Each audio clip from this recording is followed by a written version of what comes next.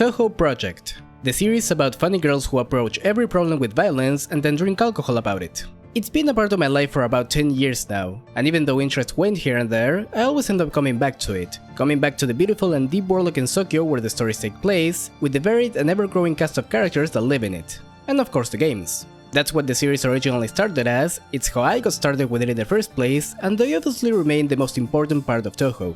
And there's a lot of Touhou to go around these days, between games, spin-offs, printworks, music CDs, and of course the piles and piles of works created by the community, including the fan games that I usually talk about in this channel. Certainly, trying to make one video to cover all of it would not only be too much to take in at once, but it would also turn into a very long project, even if only focusing on the games. That's why I decided to turn this into a video series, where I'll go over all the official Touhou games one step at a time, giving a general overview about each one, seeing how the series evolved throughout the years, while also recalling a bit of my own experiences for when I played them for the first time. For this first video, we're gonna go back to the very beginning and take a look at how the series got started in the first place on the PC-98.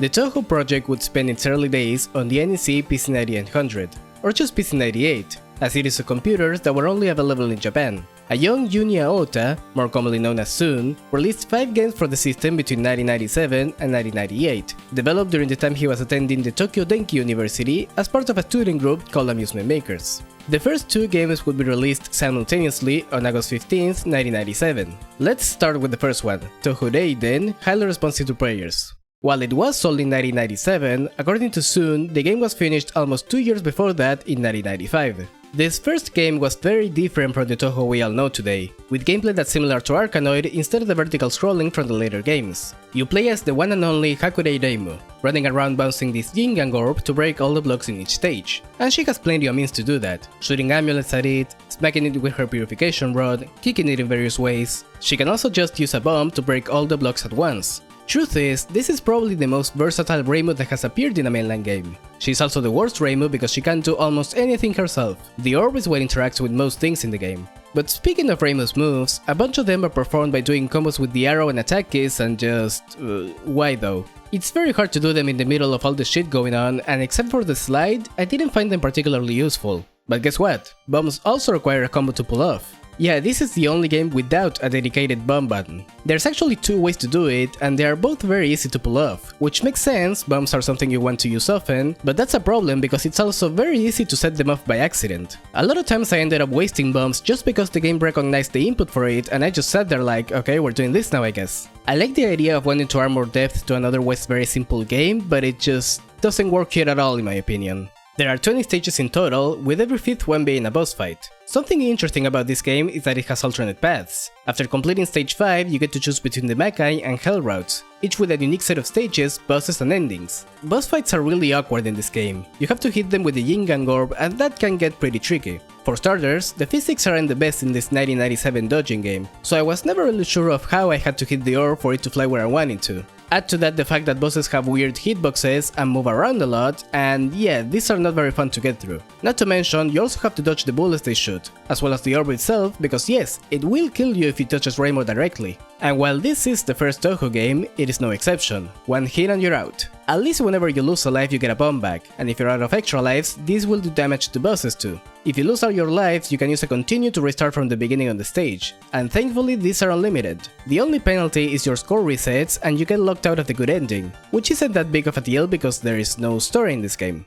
Yeah, it's pretty barren around here. You can find a short prologue in a text file that gives some context to what's going on, but aside from telling you this girl is a shrine maiden called Reimu, there's not much else to see. I guess Makai was first name dropped here too, which would become a sort of iconic location of the PC-98 era. There is no dialogue between characters in-game and you don't even get to know their names until the credits, assuming you got the good ending that is. And even then, the only relevant one is Mima, who would then go on to become a recurring character throughout the PC-98 era, and also the most wanted character by the fanbase to make a return for that reason. I should also mention the music real quick. That's one of the things the Touhou series is best known for, right? The PC-98 made use of the sound chip YM2608, from the same family as the YM2612 used in the Sega Genesis. Fun fact. As such, the music obviously had a lot of limitations, but that didn't stop Sun from creating some great pieces. Apparently the story goes that he originally wanted to make music for video games, but since he didn't know anyone who was making games at the time, he took it upon himself to create them.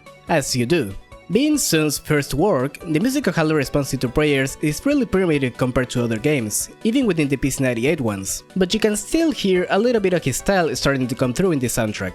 The theme that plays in the first few stages, Eternal Shrine Maiden, stands out in particular. According to Sun's comments on it, it's a very important song for him personally, implying that it might have been one of the first ones he composed. All of the soundtracks of the PC-98 games would eventually be rearranged and released as the Accused Untouched score albums, making use of an additional sound channel that was previously reserved for sound effects. These are most likely the versions you heard if you ever looked at the music, and they're also the ones I chose to use in this video because it's such an improvement over the originals that honestly, it's hard to go back to them.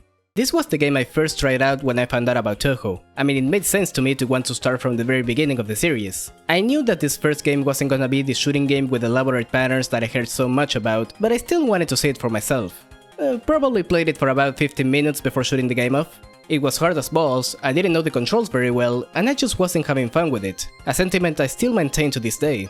But despite being the odd one out, this game introduced plenty of concepts that would become mainstays of the series. The screen clearing bombs, the idea of beating the game without using continues to get a good ending, known as a 1 continue clear or 1cc, bosses having multiple phases, which would eventually evolve into the spellcard system much later on, even the 4 iconic difficulty settings, ranging from easy to lunatic.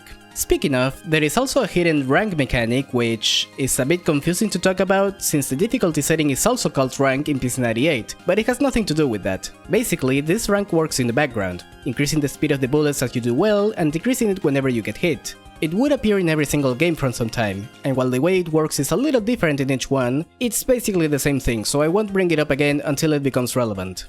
Outside of curiosity for the beginning of the series, there's not much reason to go back to this game. In fact, before making this video, I hadn't gone back to it ever since that first time I played it. I think it could have been interesting to see another game in this style with some more polish though, but at the end of the day, this was little more than a study project for Sun. The shoot 'em up genre is what he was really interested in, and that's what he would settle on starting with the next game.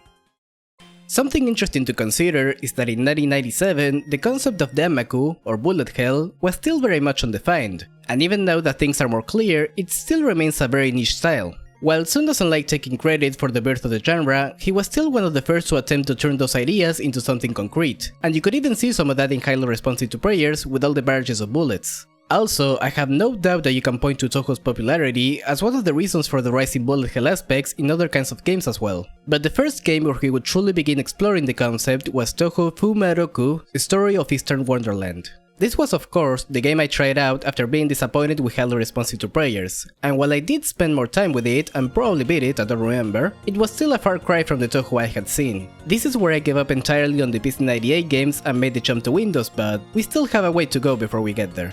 Once again, Reimu's the only playable character, this time riding around on a turtle. His name is Kenji. This is the only time he speaks, and he vanishes once we move on from the PC-98 era. This game is already a vast improvement over the previous entry, despite the gameplay being wildly different. The music is now a bit more complex to adapt to the longer stages, and since these are not static anymore, it can actually kinda try to complement them. The backgrounds still mostly look like what you see in an old space shooter though, but since now every stage is unique, instead of repeating the same set pieces, there's a much better sense of progression as you go through them. And we have an actual, concrete objective now, that being stopping the return of Mima. I told you she was gonna be important. She now has her more iconic design that we'll see in the rest of the games, though her version in Halo Responsive to Prayers is still really cute. It's kinda funny how she went from being a random boss to basically being the face of the PC-98 era. This game will also mark the first appearance of Marisa, with an early version of her iconic theme, though without the Kirisame surname and rocking a red hell look. The story is still very simple, but it's better than nothing. This was way before Sun started thinking about giving this world and its characters some depth. Once again, this premise is only communicated through a text file. Leaving these kinds of details outside of the game is something Sun does a lot, even to this day, meaning just playing the game is often not enough to get the full picture. But hey, we actually have characters interacting with each other in-game now, even if it's the mostly humorous, sometimes nonsensical dialogue that would permeate this early era of Touhou games, though it too has a charm of its own. While it's obviously very primitive, Story of Eastern Wonderland would establish the core gameplay that future games would build upon. Before starting the game, you have to choose a shot type, depending on if you want more speed, more power, or a balance between both. You control Reimu through 5 stages, each with a boss at the end and usually a mid-boss or two somewhere in there. Getting through the stages involves defeating enemies and dodging a lot of bullets. If you get hit, you lose a life, you already know the deal. Enemies can also drop two kinds of items. The red ones increase your power, while blue ones increase your score. Touhou has always been an arcade game at heart, with focus on putting your high score on the leaderboard. But scoring is also important for the casual player, since it awards extra lives when you reach certain numbers. You have bombs that clear all the bullets on screen, but now they always damage enemies too, and when you lose a life, they reset to the default amount. You usually start with 3 lives and 3 bombs, but this can be changed in the options menu, another feature that would be present in the games for a while. That's really all there is to it. I mean, it's a vertical shooter, what more did you expect? One difference is that continues are not infinite anymore. This game only gives you 3. Once they're gone, that's it, game over, go back to start, do not collect 200. You still need a 1cc to get the good ending, and this time continuing even locks you out of Mima's final phase, with everyone repeatedly telling you how much you suck at the game. Thanks soon. If you do get a 1cc, however, you'll unlock the extra stage, another iconic feature that would appear in almost every game afterward. This extra stage has a set difficulty, being harder than the rest of the game, and a unique boss at the end. And what a way to start! The stage portion here is probably one of the hardest challenges you'll face in the Touhou games, pretty much requiring you to do some routing if you want a chance of fighting the boss. You always start this with 3 lives and bombs, and there's no continues here. You lose all your lives and it's back to the title screen just like that.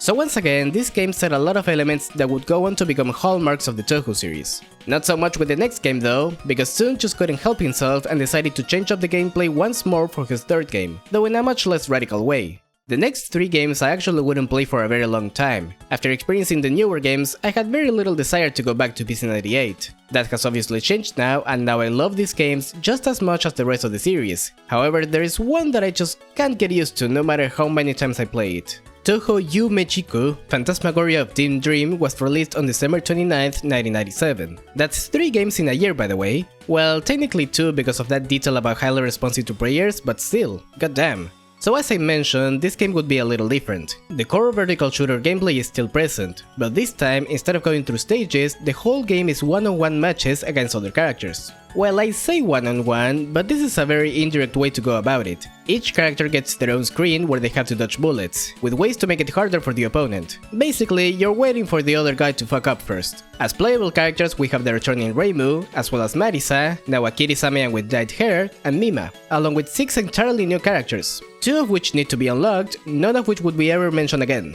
It's kind of a given nowadays, but this is also the first game to include more detailed portraits of the characters, which is far better than those little squares we had in the last game. Also notable is that each character has a short profile reading for them, giving a small glimpse into their backstory and motivations. They all have come together after discovering some ruins, which according to a pamphlet, whoever enters them will be granted a wish. However, only one person can enter, and so we have to fight about it, of course. Once again, none of this is present in the game, at least not until the very end, where your picked character meets with Yume Miyokazaki and Chiyori Kitashirakawa. I like that, by the way, first try. 2 travelers from a distant futuristic world who are researching magic, and want to capture one of the characters to study their power. Again, it's not as serious as it sounds. Also, this is where Sun really started to hit his stride with the music, not only making better use of the tools the hardware provides, but also just at a compositional level, with bangers such as Mystic Oriental Love Consultation, The Strawberry Crisis, and Reincarnation, which is the better Mima theme, by the way. I think the music would only get more deep and complex from this point onward.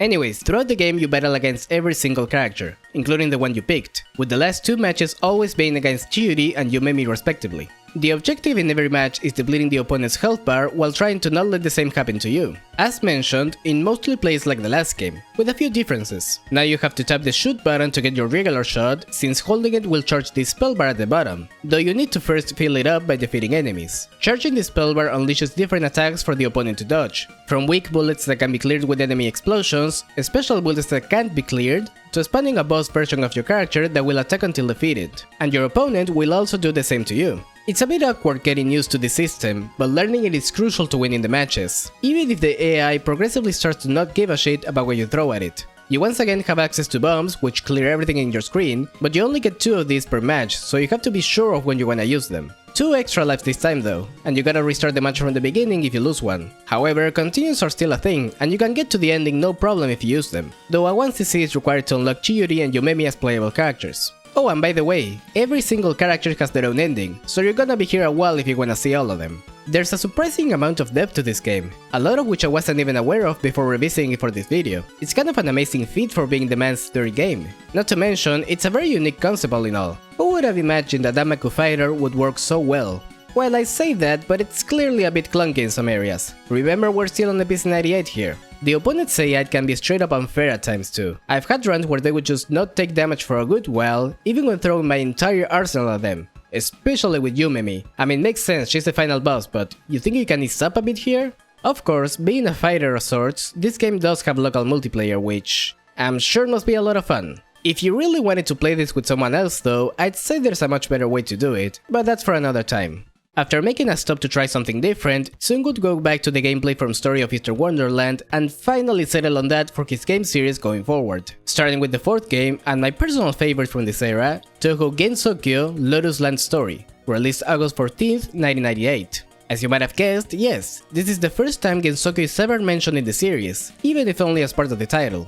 We're back full force into classic vertical shooter territory. While there's not that many differences in the core gameplay compared to Story of Eastern Wonderland, this game is a significant improvement over that previous entry. The controls are much smoother now, instead of feeling like you're fighting the game just to move around. We are also introduced to the glorious focus button. Holding down the shift key makes your character slow down, allowing for more precise movement when you have to fit through tight spaces between bullets, and as you can imagine, it's a godsend in a game where all you do is dodge bullets. It's amazing that something so simple can be that big of a change. Seriously, having to go back to the games before this was 10 times more painful only because this mechanic was not present. This is also the first appearance of grazing, which increases whenever you let a bullet pass very close to you, and it's a factor in the score bonuses you get at the end of the stage. Bombs will also now collect every item on screen, and death bombing is a thing now, by the way, which lets you cheat death by using a bomb right as you get hit. It's really difficult to perform though, even more so in this game. I don't think I even got any footage of it. Finally, we have the dream mechanic. It only affects your score, which again may be important since that's how you get extra lives. Basically, you have these new dream items that when collected increase your dream bonus at the end of the stage. This dream bonus is also appended to other items you collect, making them worth more points.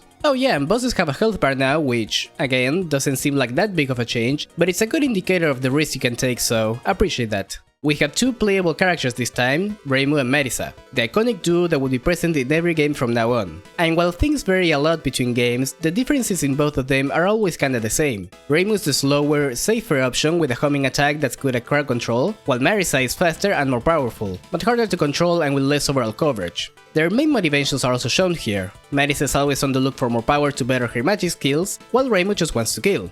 Okay, their characters would obviously get more complicated than that, but these aspects would appear many times in the future. It's just here the story doesn't really allow for more. It's basically a repeat of the second game, just replace Mima with newcomer Kasami Yuka, who interestingly enough is both the stage 5 boss and final boss, and also has green hair. Both playable characters get unique dialogue and endings in their routes, though they both go through the same stages and bosses. With one exception that is kinda neat, in the fourth stage you gotta fight the character you didn't pick, and it kinda shows that Sun might have been thinking about the dynamic between Reimu and Marisa even this early on. Instead of 5 stages, there's now 6, and this will be the norm from now on. But here, if you continue or play on easy, the game just ends at stage 5. And if you get to the final stage and lose all your lives, that's it, no more continues. This was Sun's Get Good face, you gotta understand that. I don't got much to say about the music this time by the way, other than both Reimu and Marisa get a different theme for the first stage. Oh, and this is the original appearance of Bad Apple, so that's neat. Once again, we have another landmark title that introduced important elements to the Touhou series. Forgot to mention this, but the extra stage returns in this game, once again unlocked by getting a 1cc, and now it's here to stay.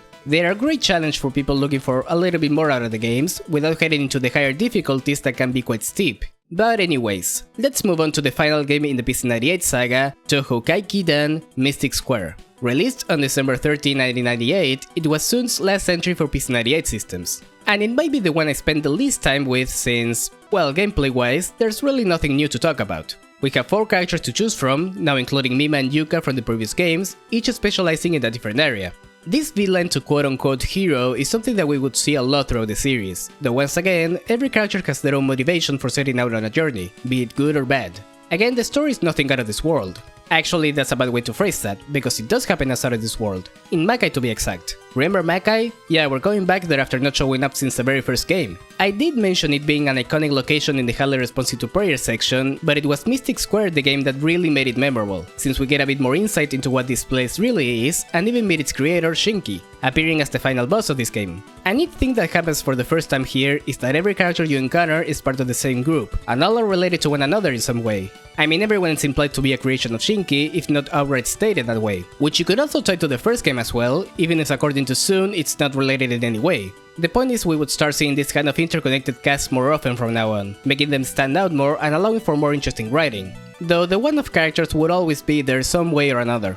A very welcome change is that now using continues doesn't lock you out of the rest of the game, though you still need the 1cc to get the good ending and the extra stage. The dream mechanic also returns in this game and, while it does work a little bit different, it's still pretty much the same, so I won't go into it again. We also get the first instance of a double boss, courtesy of Yuki and Mai. Yeah, you do fight them both at the same time, but they share a health bar. However, after you defeat one of them, decided by who you shot last, you're left to fight the remaining one the usual way, and each is its own complete boss fight with a unique theme. There isn't much new to the music in this game coming from Lotus Land's story, well, except for the absolutely massive music room that contains every single track from the PC-98 games. All of them, with the early ones being rearranged in Sun's improved style. To me it kinda seems like he was going all out for this last game, and maybe had already decided this would be his last work for PC-98, perhaps even entirely, but as we all know, that obviously didn't turn out that way. That brings us to the end of the PC-98 era. Again, while there isn't much in terms of lore here, it's nice to go back to it and explore how Sun did things very early on and how the series started. I feel that when talking about PC-98, most people think to the last two games, and I mean they are objectively the best games to come out of this era, but seeing the path taken to get there is something I find really interesting. Again, they're obviously very primitive compared to what we'll see later on, but honestly they're still pretty solid games in their own way, and while the series has undergone some pretty massive changes since then, they're still unmistakably Touhou. Next time, we'll be diving into the more widely known Windows era Touhou games, starting with the so-called original Windows trilogy, which includes that one game you probably heard about, so stay tuned for that. For now, thank you all for watching, consider leaving a like and subscribing if you want to support the channel, and check me out in other places as well. I've recently begun streaming on Twitch and I go live almost every day, so stop by if you have the time. I'm also uploading the VODs to my second channel if you want to watch my past streams. So anyways, with that, see you next stream.